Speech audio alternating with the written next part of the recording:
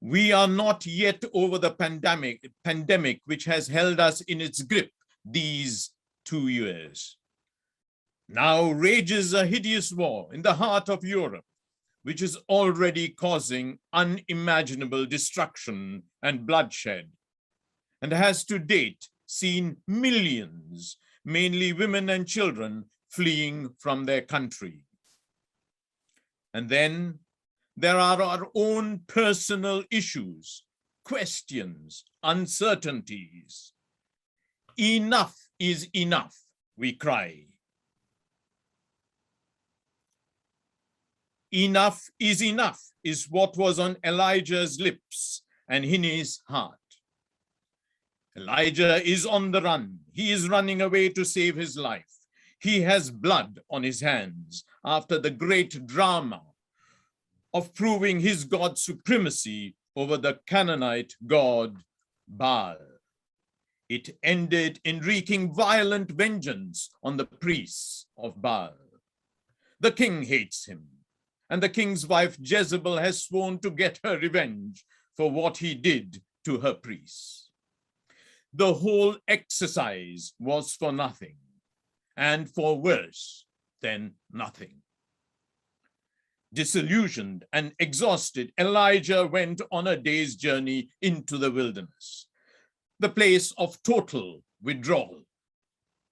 He comes to sit under a broom tree and wants nothing more than to take his leave of everything, even of his calling as God's prophet, even of his life. It is enough. For him, there was only truth or death. He had been convinced that he had done all this for his God. But in effect, there was only violence, bloodshed, and revenge. No victory celebration. His entire operation had failed. He who was responsible for so much disarray and confusion was himself fleeing for his life. He was destroying himself by the destruction he had caused. It was enough. And today it is enough. This is the cry we hear from the people in Ukraine, in the stark light of innocent civilians, newborn babies, the aged and incapacitated dying, the destruction of hospitals, shelters, infrastructure. It is enough. We hear the voices of mothers and children who are forced to leave their nearest and dearest behind with a minimum of belongings and clutching their mobiles, trying to keep at least the communication lines with their loved ones open.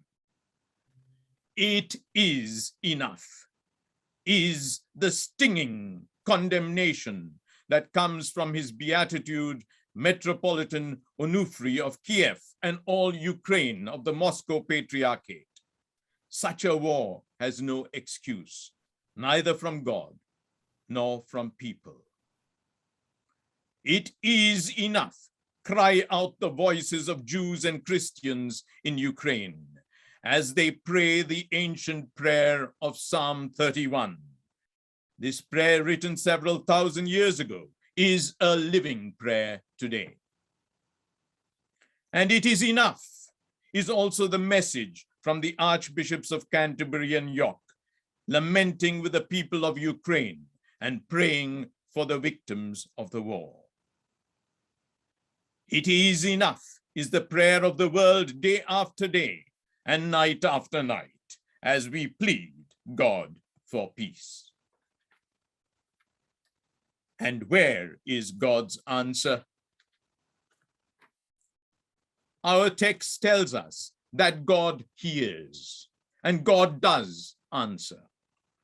Into Elijah's individual situation of utter despair, God intervenes. But his intervention is simple and unspectacular. We are told an angel nudges him to discover bread and water at his side. They are the most basic elements to sustain him. The first time to ease him into sleep, the sleep he so desperately needed, and the second time to strengthen him for the next lap of his journey in God's mission. These simple, basic elements are indeed enough for Elijah to pick himself up and continue his journey to the holy mountain. He must not run away now.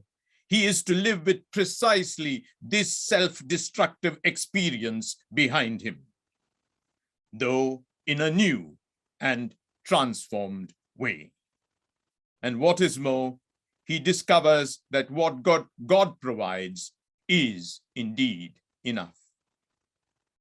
And friends, it is in echoing these three words of a battered warrior that we too can look and find signs of hope and courage for the next steps.